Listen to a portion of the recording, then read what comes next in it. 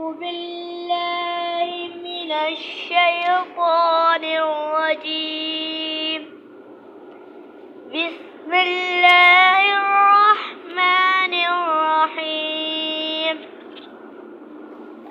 الأخلاء يومئذ بعضهم لبعض عدو إلا المتقين.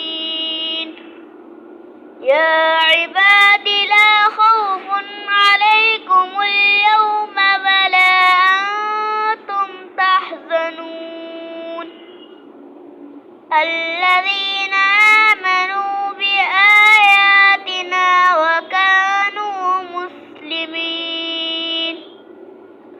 ادخلوا الجنة أنتم وأزواجكم تحبرون.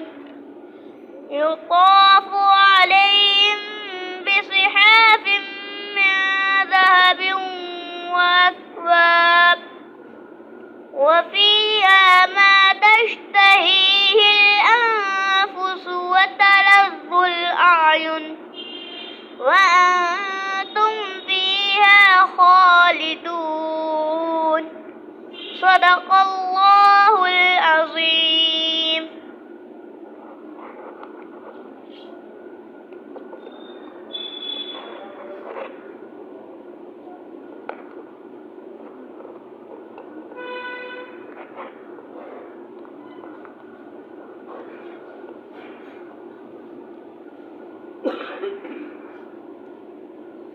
السلام علیکم ورحمۃ اللہ وبرکاتہ۔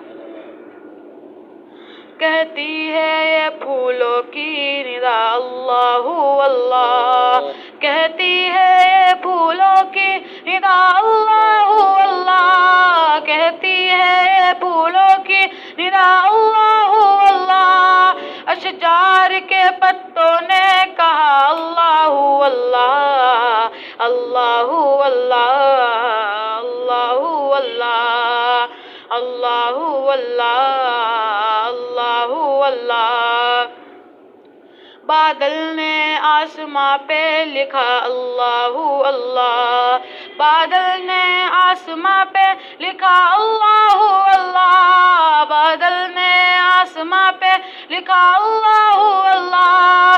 پروت کی قطاروں کی ندا اللہ اللہ اللہ اللہ اللہ اللہ اللہ اللہ اللہ۔ وہ سورہ یاسین کے وہ سورہ رحمان، وہ سورہ یاسین کے وہ سورہ رحمان، وہ سورہ یاسین کے وہ سورہ رحمان۔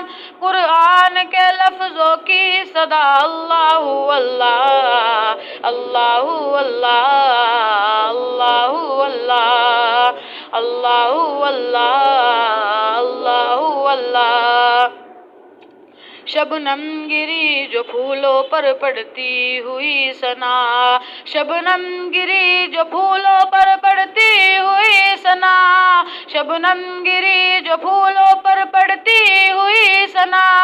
بلبل نے چہک کر یہ کہا اللہ اللہ اللہ اللہ اللہ اللہ اللہ اللہ اللہ۔ جب نزع کے عالم میں ہو مولا یہ اجاگر، جب نزع کے عالم میں ہو مولا یہ اجاگر، جب نزع کے عالم میں ہو مولا یہ اجاگر۔ ورد زباں ہو ذکر تیرا اللہ اللہ اللہ اللہ اللہ اللہ اللہ اللہ اللہ۔ سحر کا وقت تھا معصوم کلیاں مسکراتی تھی، ہوائے خیر مقدم کے ترانے گنگناتی تھی۔ ابھی جبریل بھی اترے نہ تھے کعبے کے منبر سے کہ اتنے میں صدا آئی ہے عبداللہ کے گھر سے۔ مبارک ہو شاہ اردو سرا تشریف لے مبارک ہو محمد مصطفیٰ تشریف لے آئے مولایا صلی وسلم دائما ابدا علی حبیبک خیر الخلق کلہم محمد سید الکونین والثقلین محمد سید الکونین والثقلین والفریقین من عرب ومن عجم مولایا صلی وسلم دائما ابدا علی حبیبک خیر الخلق کلہم نہ کوئی آپ جیسا ہے نہ کوئی آپ جیسا تھا نہ کوئی آپ جیسا ہے نہ کوئی آپ جیسا تھا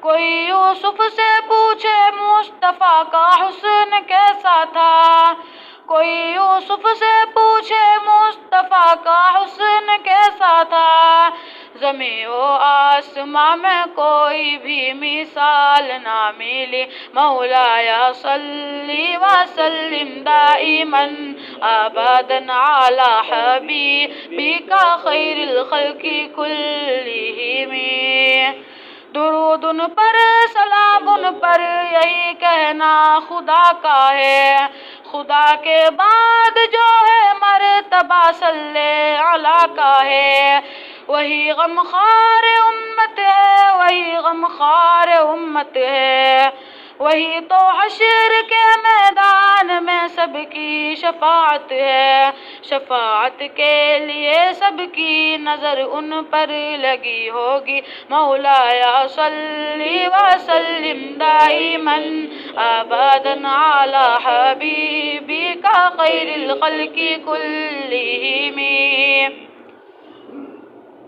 سلام اس پر کہ جس نے بے کسوں کی دستگیری کی سلام اس پر کہ جس نے بادشاہی میں فقیری کی سلام اس پر کہ جس کے گھر نہ چاندی تھی نہ سونا تھا سلام اس پر کہ ٹوٹا بوریا جس کا بچھونا تھا سلام آمنہ کے لال محبوب سبحانی سلام فخر موجودات فخر نوع انسانی تیری صورت تیری سیرت تیرا نقشہ تیرا جلوہ تبسم گفتگو بندہ نوازی خلقت شانی تیرا در ہو میرا سر ہو میرا دل ہو تیرا گھر ہو تمنا مختصر سی ہے مگر تمہید طولانی مولایا صلی وسلم دائما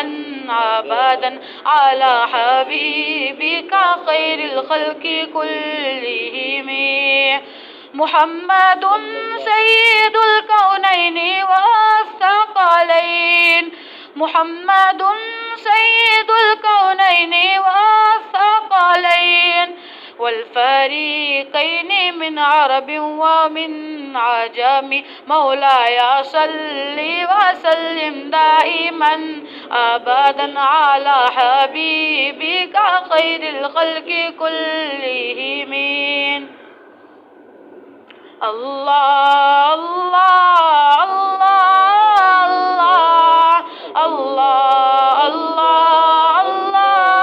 اللہ لیٹے بیٹھے چلتے پھرتے شام و سحر ہو اللہ اللہ اللہ اللہ اللہ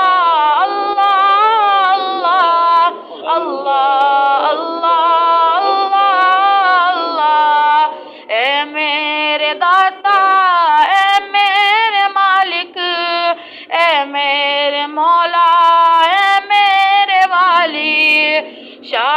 شاہ دو عالم تو ہے سب سے تیری سرکار ہے عالی شان تیری ہر آن نہیں ہے گاہ جمالی گاہ جلالی وہ بھی عجب خوش بخت ہے جس نے قلب میں تیری یاد وصالی، شغل میرا بس اب تو الہی، شام و سحر ہو اللہ اللہ اللہ اللہ اللہ اللہ اللہ اللہ اللہ۔ کسب دنیا کے ہی راہ میں دین کی دولت کچھ نہ کمائی، وقت یوں ہی بیکار گزارا، عمر یوں ہی غفلت میں گوائی، مجھ سا کوئی بدکار نہ ہوگا، کون سی میں نے کی نہ برائی، شغل میرا بس اب تو الہی، شام و سحر ہو اللہ اللہ اللہ اللہ اللہ اللہ اللہ۔ شغل تیرا کر کے میں الہی، دور کروں میں دل کی سیاہی، چھوڑ کے حب مالی وجاہی، اب تو کروں بس فقر میں شاہی، شام و سحر ہو شغل مناہی، میرے گناہ لامتناہی، کس سے کہوں میں اپنی تباہی، تو ہی کر میری پشت پناہی، شغل میرا بس اب تو الہی، شام و سحر ہو اللہ اللہ اللہ اللہ اللہ اللہ اللہ اللہ۔ لیٹے بیٹھے چلتے پھرتے آٹھوں پہر ہو اللہ اللہ اللہ اللہ اللہ اللہ اللہ اللہ۔ السلام علیکم۔ روشنی بھی ملی، راستہ بھی ملا، روشنی بھی ملی، راستہ بھی ملا، آپ آئے تو ہم کو خدا بھی ملا، آپ آئے تو ہم کو خدا بھی ملا، اچھی باتیں ہمیشہ بتاتے رہے، اچھی باتیں ہمیشہ بتاتے رہے، نیک رستوں پہ سب کو چلاتے رہے، نیک رستوں پہ سب کو چلاتے رہے، روشنی بھی ملی، راستہ بھی ملا، آپ آئے تو ہم کو خدا بھی ملا، آپ آئے تو ہم کو خدا بھی ملا، لوگ باتیں بناتے اڑاتے رہے، لوگ باتیں بناتے اڑاتے رہے، آپ اپنے فرائض نبھاتے رہے، آپ اپنے فرائض نبھاتے رہے، روشنی بھی ملی، راستہ بھی ملا، آپ آئے تو ہم کو خدا بھی ملا، آپ آئے تو ہم کو خدا بھی ملا، کون سا کام اچھا ہے کیا ہے برا، کون سا کام اچھا ہے کیا ہے برا، سب کو تفصیل سے خوب سمجھا دیا، سب کو تفصیل سے خوب سمجھا دیا، روشنی بھی ملی، راستہ بھی ملا، روشنی بھی ملی، راستہ بھی ملا، آپ آئے تو ہم کو خدا بھی ملا، آپ آئے تو ہم کو خدا بھی ملا، ان کا پیغام تو عام تھا عام ہے، ان کا پیغام تو عام تھا عام ہے، تائب اس پر عمل اب تیرا کام ہے، تائب اس پر عمل اب تیرا کام ہے، روشنی بھی ملی راستہ بھی ملا، روشنی بھی ملی راستہ بھی ملا، آپ آئے تو ہم کو خدا بھی ملا، آپ آئے تو ہم کو خدا بھی ملا۔ السلام علیکم۔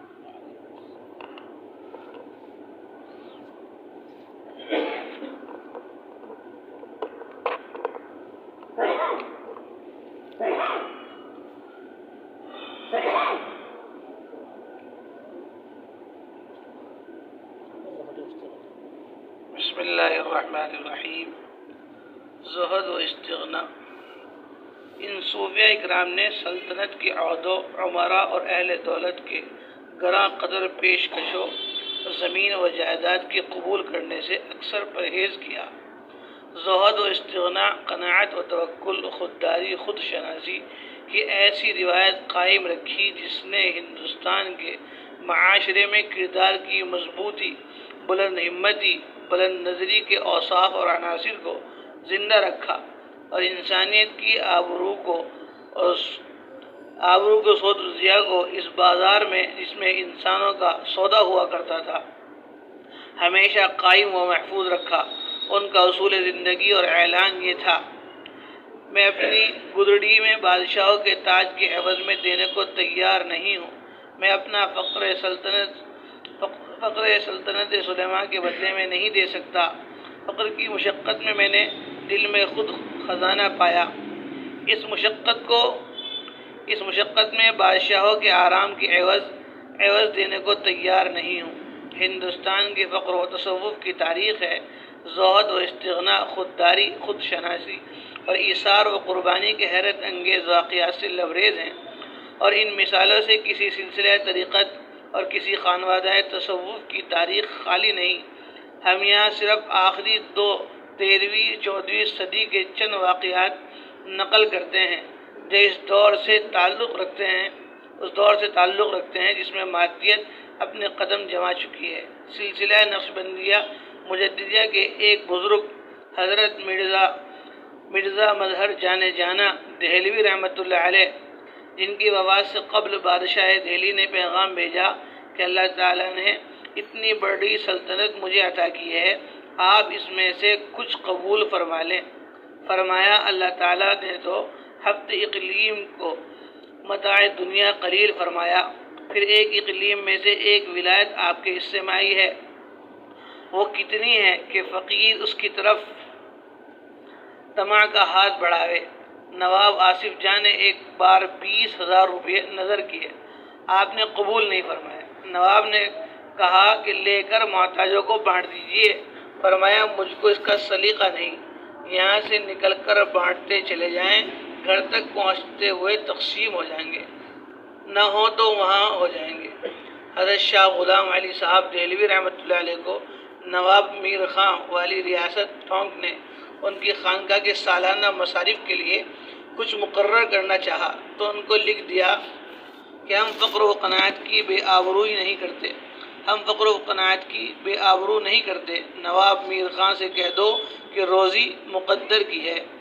مولانا فضل الرحمن گنج مراد آبادی رحمۃ اللہ علیہ کے پاس ایک بار کوئی انگریز حاکم آیا ہوا تھا۔ اس نے حضرت کی اخلاقی تقریر سے خوش ہو کر کہا کہ اگر آپ فرمائیں تو آپ کی خانقاہ کے لیے گورنمنٹ سے کچھ مقرر کر دیں۔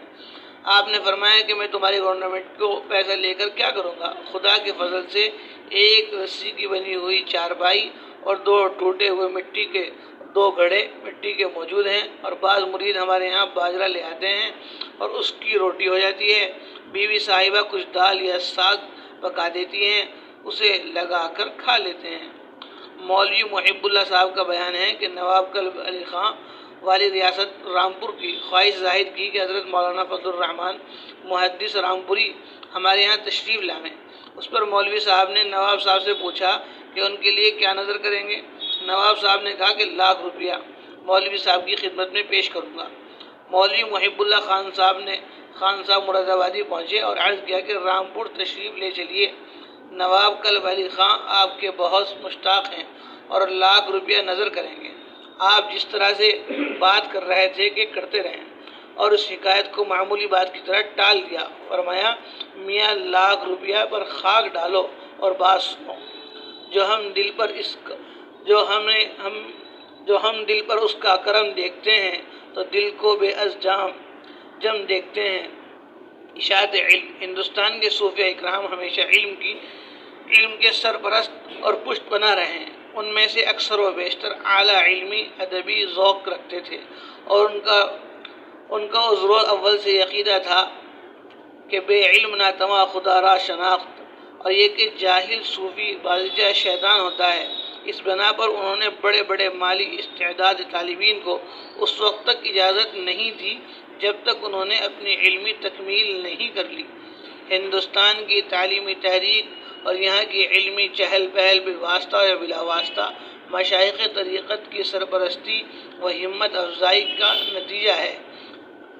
8ویں صدی میں ہندوستان کے دو زبردست عالم، اور جہاں استاد قاضی عبد المقتدر کندی اور شیخ احمد تھانسری اور حضرت خواجہ نصیر الدین چراغ دہلی سے وابستہ تھے، 11ویں صدی کے مشہور مدرس مولانا جمال الاولیاء کو روی جن کے تلامذہ اور شاگردوں کے شاگردوں سے درس و تدریس کا ہنگامہ 13ویں صدی تک گرم رہا، ایک بلند پایہ شیخ طریقت تھے۔ بیشتر دوران میں خانقاہ اور مدرسہ لازم و ملزوم رہے ہیں۔ جونپور کی خانقاہ رشیدیہ ٹیلے والی مسجد میں مولانا شاہ پیر محمد صاحب کا مدرسہ، اور دہلی میں شاہ ولی اللہ صاحب کی درسگاہ، اور گنگو میں مولانا رشید احمد صاحب کی خانقاہ اس کی بہترین مثالیں ہیں۔ پرورش خلائق، ان مشائخ اور ان کی خانقاہوں کے ذریعے ہزاروں بندگان خدا کی حاجت براری ہوئی، کتنے خاندانوں اور گھروں میں ان کی وجہ سے چراغ جلتا اور چولہا گرم ہوتا، کتنے خدا کے بندے ان خانقاہوں میں آ کر پیٹ بھر کر کھانا کھاتے اور انواع و اقسام کی لذتوں کا مزہ اٹھاتے۔ فقیروں کا یہ شاہی دسترخوان ایک خان یغما تھا، جس پر دوست و دشمن، یگانہ و بیگانہ، امیر و غریب، شہری و پردیسی کی کوئی قید نہیں تھی۔ خواجہ نظام الدین اولیاء رحمۃ اللہ علیہ کا دسترخوان اپنی وسعت اور تکلفات کے لیے ضرب المثل تھا۔ 11ویں صدی کے ایک مجدد شیخ سیف الدین سرہندی کی خانقاہ میں 1400 آدمی دونوں وقت اپنی فرمائش اور خواہش کے موافق کھانا کھاتے تھے۔ اسی صدی کے اواخر اور 12ویں صدی کے آغاز میں ایک چشتی شیخ سید محمد سعید عرف شاہ بھی ان کے متعلق ان کے سوانح نگار لکھتے ہیں کہ ان کی خانقاہ میں ذاکرین و شاغلین کی تعداد ابتدائی زمانے میں 500 سے کم نہیں تھی۔ اس قدر مجمع آنے جانے والوں میں سے تقریباً 1000 انسان دونوں وقت ان کے یہاں کھانا کھاتے تھے۔ ایک مرتبہ روشن الدولہ فرخ سیر کے 6000 امیر نے ₹70,000 خانقاہ کی تعمیر کے لیے نظر گزار کیے۔ ارشاد ہوا کہ بالفعل اس کی ایک جگہ چھوڑ دیں اور آرام فرمائیں۔ سہ پہر کے معماروں کو طلب کر کے عمارت کی تیاری شروع ہو گئی اور روشن الدولہ آرام کرنے چلا گیا۔ شاہ بیگ صاحب نے درویشوں کو طلب کیا اور ساری رقم امبالہ اور تھانسر اور سرہند و پانی پت کی بیوہ عورتوں اور محتاجوں اور مسکینوں کے گھروں میں بھیج دی، اور ایک حبہ بھی باقی نہ چھوڑا۔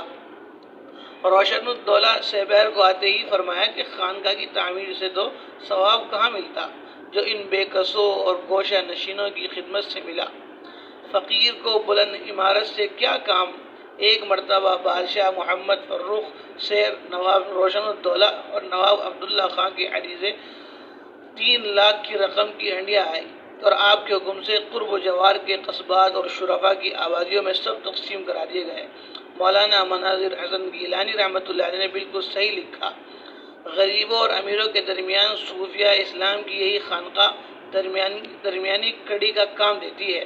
ان بزرگوں کا دربار یہ تھا کہ جہاں سلاطین بھی خراج داخل کرتے تھے۔ خود سلطان المشائخ کا کیا حال تھا گزر چکا۔ ولی عہد سلطنت خضر خان تک اس دربار کا حلقہ و گوش تھا۔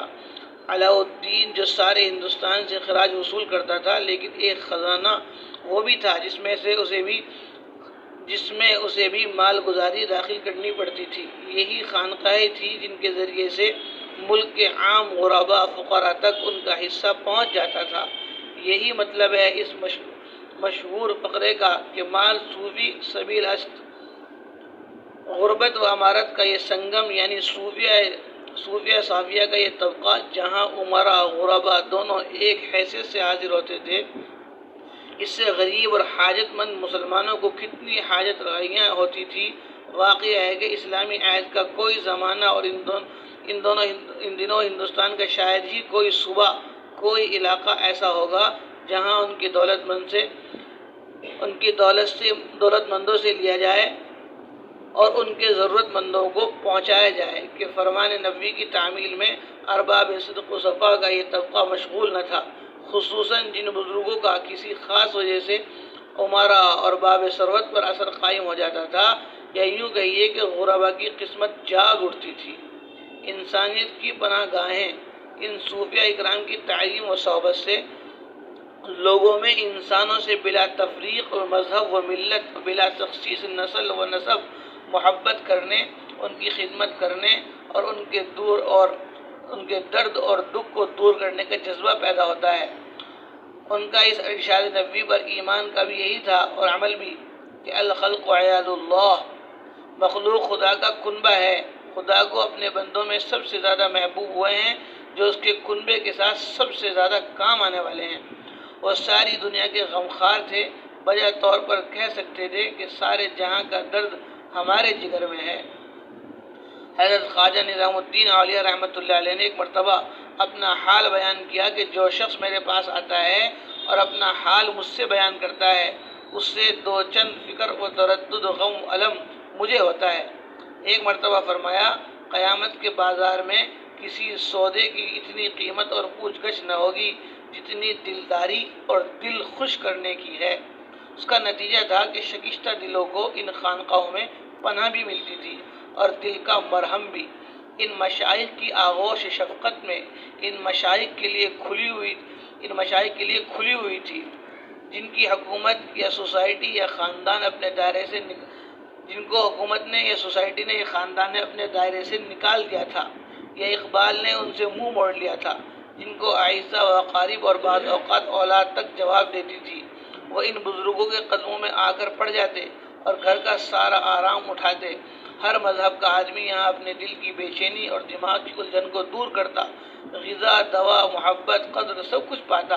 خواجہ نظام الدین اولیاء کو جب ان کے شیخ نے دہلی کی طرف رخصت کیا تو فرمایا کہ تم ایک سایہ دار درخت ہوں گے جس کے سائے میں اللہ کی مخلوق آرام پائے گی۔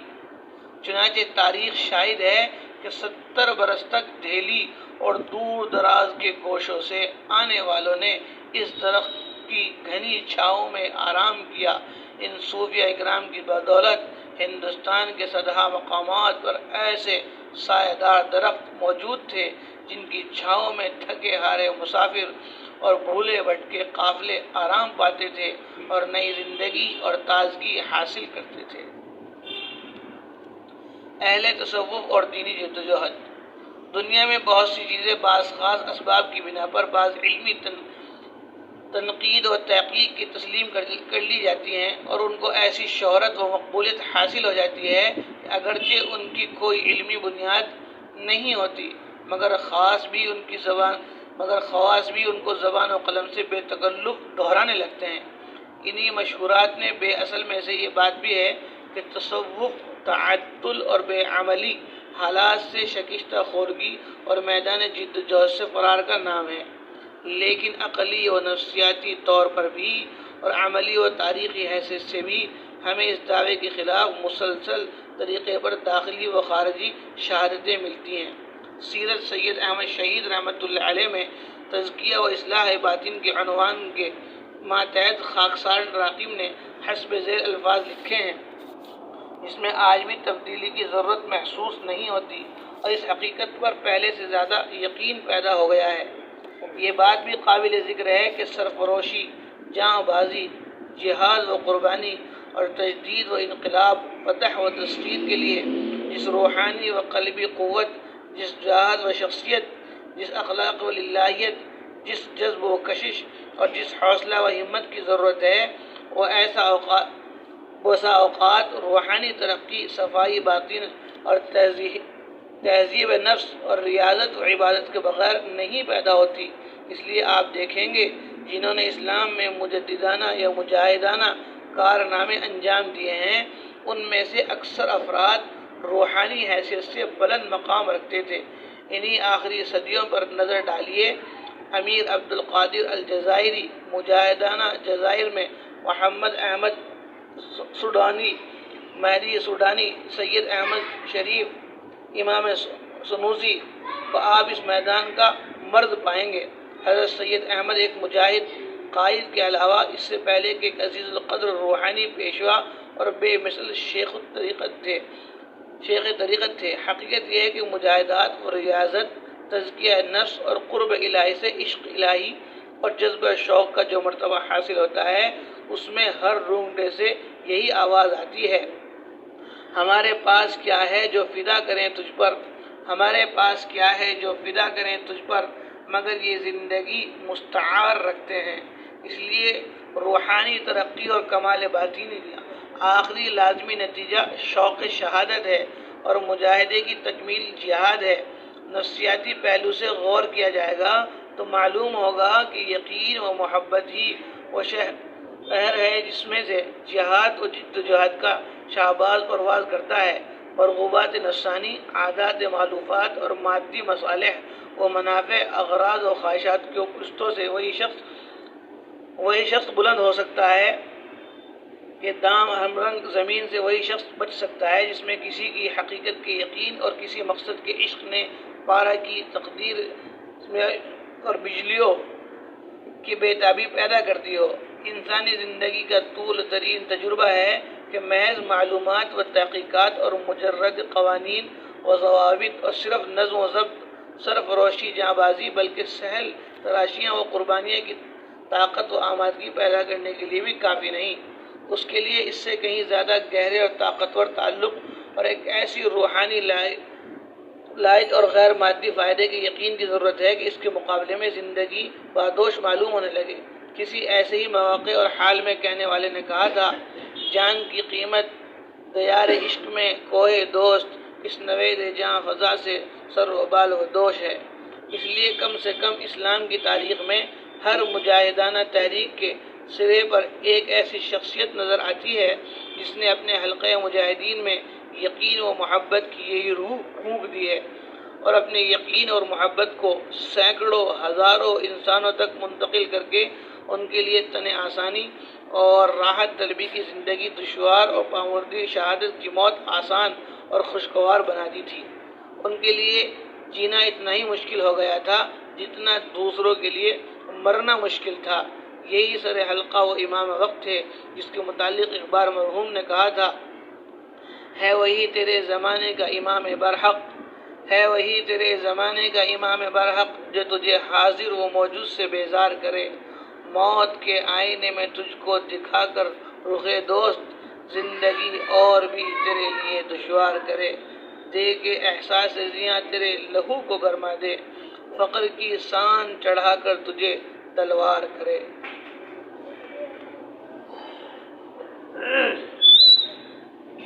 الحمد لله وكفى وسلام على عباده الذين اصطفى، أما بعد فأعوذ بالله من الشيطان الرجيم، بسم الله الرحمن الرحيم، فاذكروني أذكركم واشكروا لي ولا تكفرون۔ اللہ جل جلالہ عم نوالہ ارشاد فرماتے ہیں، تم مجھے یاد کرو میں تمہیں یاد کروں گا، تم میرا شکر کرو میری ناشکری نہ کرو۔ ان خانقاہوں میں آنے کا، جانے کا، کہنے سننے کا مقصد صرف اور صرف یہی ہے کہ ہم سب کا تعلق اللہ تبارک و تعالیٰ کی ذات عالی سے مضبوط و مستحکم ہو جائے، اللہ کے ہر غیر کا یقین ہمارے دل سے نکل جائے اور اللہ جل جلالہ عم نوالہ کا یقین ہمارے دل میں آ جائے۔ رات دن، صبح و شام چلتے پھرتے اٹھتے بیٹھتے ہماری توجہ اور ہمارا دھیان اللہ ہی کی طرف ہو۔ الم یعلم بان اللہ یرا، کیا وہ جانتا نہیں کہ اللہ تعالیٰ اس کو دیکھ رہا ہے؟ سوتے وقت، اٹھتے وقت، بیٹھتے وقت، چلتے وقت، کھاتے وقت، پیتے وقت، کہتے وقت، سنتے وقت، روتے وقت اور ہنستے وقت، خوشی میں، غمی میں، ہر حال میں اللہ جل جلالہ عم نوالہ کی نگاہ ہم پر ہے، اس کا دھیان اور توجہ ہمیں ہو۔ حضرت مولانا شیخ زکریا رحمۃ اللہ علیہ فرماتے تھے تصوف، تزکیہ، خانقاہ، ذکر اللہ کا خلاصہ یہ ہے انما الاعمال بالنیات، کہ ہر عمل کو اللہ کو راضی کرنے کے لیے کیا جائے، اللہ کو خوش کرنے کے لیے کیا جائے، چاہے وہ کمانا ہو، چاہے وہ کھانا ہو، چاہے وہ پہننا ہو، چاہے وہ سونا ہو، چاہے وہ جاگنا ہو، چاہے وہ چلنا اور پھرنا ہو، خوشی غمی، ہر حال میں ہمارا منشا اور ہماری مرضی اور ہماری خواہش اور تمنا آرزو یہ ہو کہ اللہ راضی ہو جائے، اللہ راضی ہو جائے، اللہ ناراض نہ ہو۔ تو نہ روٹھے یا رب، تیرا روٹھنا ہے غضب، یوں میں راضی ہوں زمانہ مجھ سے روٹ جائے۔ خداوند عالم کے قربان میں کرم جس کے لاکھوں ہیں ہر آن میں، ہر آن اللہ تعالیٰ کے کرم، اس کی نعمتیں بارش کی طرح ساری انسانیت پر برس رہی ہیں۔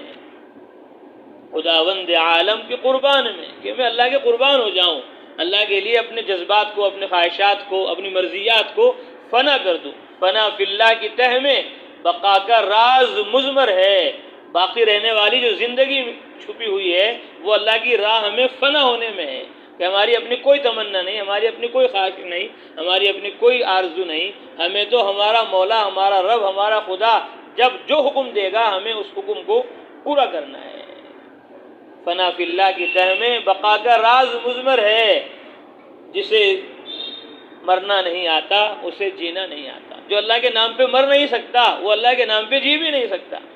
فنا فی اللہ کی تہ میں بقا کا راز مضمر ہے، زندگی چاہتے ہو تو مرنے کے لیے تیار ہو جاؤ۔ زندگی یہ نہیں جو ہم جی رہے ہیں، زندگی وہ ہے جو اللہ تعالی ہم سے چاہ رہے ہیں، زندگی وہ ہے جو قرآن ہم سے چاہ رہا ہے، حدیث ہم سے چاہ رہی ہے، سنت اور شریعت کا ہم سے جو مطالبہ ہے وہ اگر ہم پورا کر رہے ہیں، اس کا نام زندگی ہے۔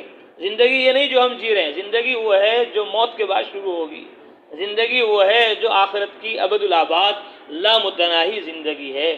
تو اس زندگی کو اگر چاہنا ہے تو مرنے کے لیے تیار ہو جاؤ، مرنے کے لیے تیار ہو جاؤ۔ اسی لیے علماء نے فرمایا موتو قبل ان تموتو، مرنے سے پہلے مر جاؤ۔ مر گیا آدمی، اب اس کی کوئی تمنا نہیں، کوئی خواہش نہیں، کوئی آرزو نہیں، اب اس کے اوپر کوئی ذمہ داری نہیں، کہ وہ مر گیا اب کیا اس کے اوپر ذمہ داری ہوگی۔ ایسے ہی اللہ کے لیے مر جاؤ، جب نماز کا وقت آ جائے تو سارے کاموں کو چھوڑ دو، جب روزے کا وقت آ جائے تو روزے کے لیے سارے کاموں کو چھوڑ دو، حج کا وقت آ جائے حج کے لیے سارے کاموں کو چھوڑ دو، زکوٰۃ کا وقت آ جائے ادا کرنے کا تو زکوٰۃ ادا کرتے وقت، زکوٰۃ ادا کرنے کے موقع پر اپنے سارے کاموں کو چھوڑ دو۔ پہلے اللہ کا امر پورا کرو، اللہ کا حکم پورا کرو، پہلے اللہ کے نبی کا طریقہ پورا کرو، اس کے نبی کے طریقے سنت پر چلو۔ یہ ہے مرنا، کہ اپنی خواہش کو دبا دو اور اللہ کے حکم کو پورا کرو، اللہ کے منشا کو سمجھو۔ اللہ فرماتے ہیں وَرِضْوَانٌ مِّنَ اللَّهِ اکبر، اللہ کا راضی ہونا سب سے بڑی بات ہے۔ اللہ اکبر، جیسے اللہ ہیں بڑے، ایسے ہی اللہ کی رضا وہ بھی بڑی چیز ہے۔ اللہ کا راضی کرنا یہ سب سے بڑی بات ہے، اور اللہ کو راضی کرنا سب سے آسان ہے۔ فرمایا انی اذا اطعت رضیت، کہ جب میری اطاعت کی جاتی ہے، میری فرما برداری کی جاتی ہے تو میں راضی ہو جاتا ہوں۔ وَإِذَا رَضِيتُ بَارَكْتُ، اور جب میں راضی ہو جاتا ہوں تو پھر میں اپنی برکتیں نازل فرماتا ہوں۔ وَلَيْسَ بَرَكَتِي نِهَایَةٌ، پھر میری برکتوں کی کوئی انتہا نہیں ہوتی، لا محدود برکتیں، رحمتیں، نعمتیں اللہ تبارک و تعالی پھر اپنے بندوں کو عطا فرماتے ہیں، بشرطے کہ بندے بندے بن جائیں، بشرطے کہ بندے بندے بن جائیں۔ اس لیے اللہ ہم سے کہہ رہے ہیں فَاذْكُرُونِي أَذْكُرْكُمْ، کہ تم مجھے یاد کرو۔ اس لیے علماء نے لکھا فَاذْكُرُونِي، مجھے یاد کرو کیسے؟ بِالطَّاعَةِ، میری اطاعت کر کر، میری فرما برداری کر کر، میرے حکم پر چل کر، میرے نبی کے طریقے کو اپنی زندگی میں لا کر میرا ذکر کرو۔ یہ اللہ تعالیٰ کا اصل ذکر ہے۔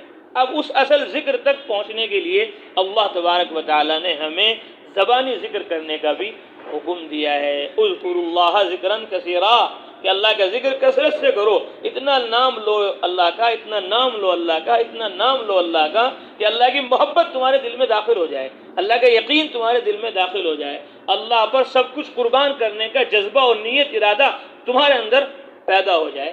جیسے آج ہائے دنیا ہائے دنیا ہائے دنیا آدمی کر رہا ہے، ہائے پیسہ چاہے وہ جیسا، اسی کی آدمی کو فکر ہے